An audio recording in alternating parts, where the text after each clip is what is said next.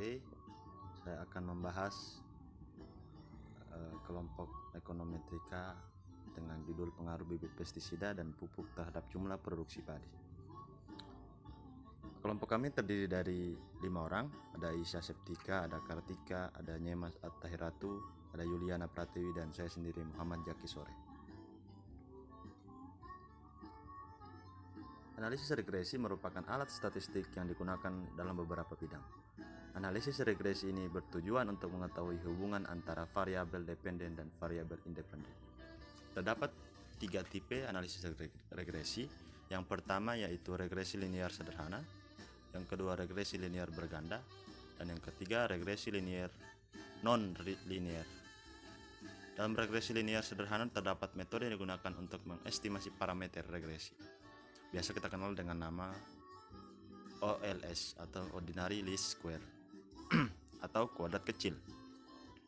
Metode OLS ini digunakan untuk mengestimasi parameter dengan memilih garis regresi yang terdekat dengan garis dari semua data. Dalam matematika, penentuan parameter regresi ini dengan menentukan jumlah kuadrat dari residualnya. Berdasarkan data produksi padi, kita terdapat 3 variabel. Yang pertama yaitu bibit, pestisida, kemudian ada pupuk. Dalam penelitian ini, kita dapat menentukan apakah data ini memiliki garis yang linear dengan menggunakan tahapan analisis metode deskriptif dan uji asumsi.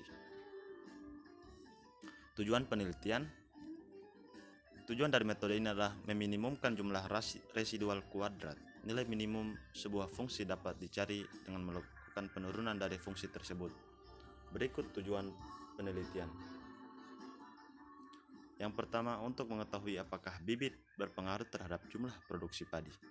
Yang kedua, untuk mengetahui apakah pestisida berpengaruh terhadap jumlah produksi padi.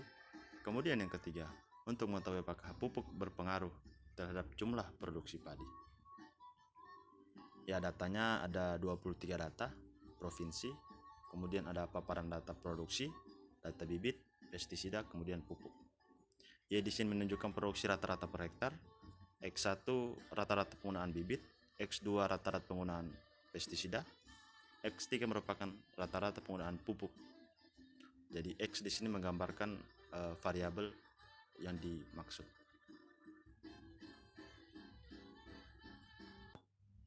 Kemudian metode estimasi OLS. Ordinary Least Square adalah suatu metode ekonometrik di mana terdapat variabel independen yang merupakan variabel penjelas dan variabel dependen yaitu variabel yang dijelaskan dalam suatu persamaan linear. Dalam OLS hanya terdapat satu variabel dependen, sedangkan untuk variabel independen jumlahnya bisa lebih dari satu. Jika variabel bebas yang digunakan hanya satu disebut dengan regresi linear sederhana, sedangkan jika variabel bebas yang digunakan lebih dari satu disebut regresi linear majemuk. OLS merupakan metode regresi yang meminimalkan jumlah kesalahan atau error kuadrat. Model regresi linear yang dipakai dalam metode OLS tersebut harus memenuhi asumsi Blue Based Linear Unbiased Estimator dalam melakukan pendugaan interval dan pengujian parameter regresi populasi. Kemudian tahapan analisis. Langkah pertama adalah melakukan import data Excel ke R. Data yang digunakan adalah data produksi padi dari sheet produksi bibit, pestisida, dan pupuk. Langkah kedua adalah melakukan eksplorasi data dengan melihat variabel serta tipe dari variabel yang digunakan. Apakah sudah cocok atau belum? Data di sini berupa data regresi OLS. Yang ketiga, mengganti tipe variabel. Yang keempat, mulai melakukan analisis regresi. Sebelum membentuk model regresi, maka terlebih dahulu perlu diinstal beberapa package yang digunakan dalam R atau RStudio, yaitu fungsi yang dapat digunakan untuk melakukan analisis tersebut. Analisis regresi OLS ke aplikasi R atau RStudio diawali dengan membuat judul produksi padi, kemudian mengattach di run, kemudian memberi nama regresi. Setelah kita beri nama, lalu kita run. Data ini berisi hasil regresi linear. Kemudian melihat summary di reg 1 dengan rumus. summary kita dalam kurung rek 1. Kemudian membuat plot dan melihat hasil dari plot dengan rumus plot dalam kurung beberapa variabel, misalnya bibit produksi, pestisida produksi, atau pupuk produksi. Ya, seperti ini tampilannya akan jadi seperti ini.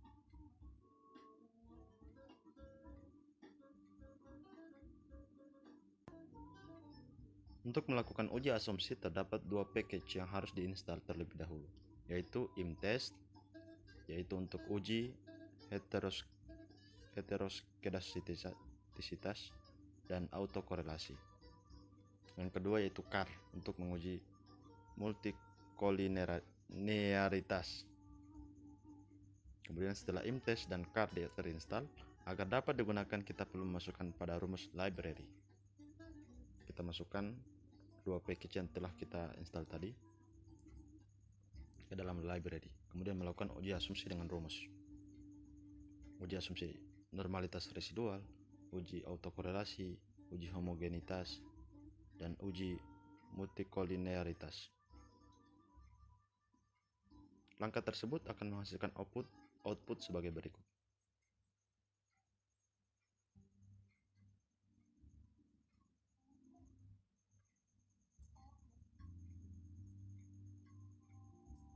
Seperti ini.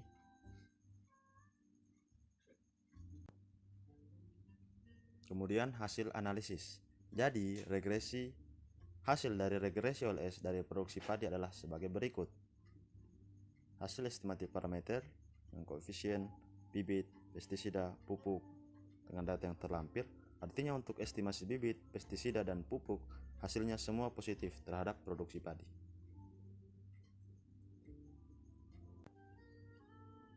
Kemudian yang kedua, hasil P value uji T dengan data yang terlampir.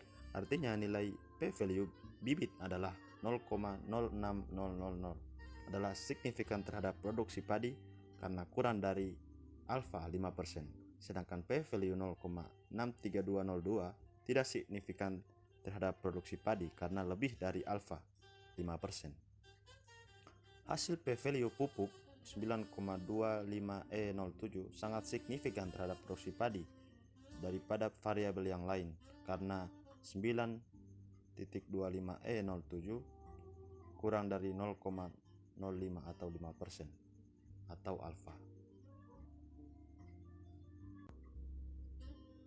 Kemudian plot pengaruh bibit pestisida dan pupuk terhadap produksi padi. Plot bibit dan produksi. Plot antara bibit terhadap produksi bernilai positif karena kiri bawah ke kanan atas. Plot pestisida dan produksi. Plot antara pestisida terhadap produksi bernilai positif karena dari kiri bawah ke kanan atas. Plot pupuk dan produksi. Plot antara pupuk terhadap produksi bernilai sangat positif karena dari kiri bawah ke kanan atas. Yang keenam, hasil R-square. Untuk multiple R-square 0,8497, adjust R-square 0,8259. 0,8259 menggambarkan hubungan antar variabel. Artinya 84% dan 85% hasil dipengaruhi oleh variabel bibit, pestisida, dan pupuk, artinya cukup baik. Yang ketujuh, hasil P value uji F. Untuk P value uji F hasilnya 5.1003E08. Maka artinya uji F ini, baik saya ulangi, hasil P value uji F. Hasil P value uji F hasilnya 5.1003E08. Maka artinya uji F ini juga signifikan terhadap produksi padi sehingga H0 ditolak dan model ini layak. Hasil uji normalitas dengan data yang terlampir, artinya hipotesis H0 residual terdistribusi normal, H1 mengindikasikan residual tidak terdistribusi normal. Tolak H0 apabila P value kurang dari 0,05. Gagal tolak H0 jika P value lebih dari 0,05. P value 0,3491 lebih dari 0,05,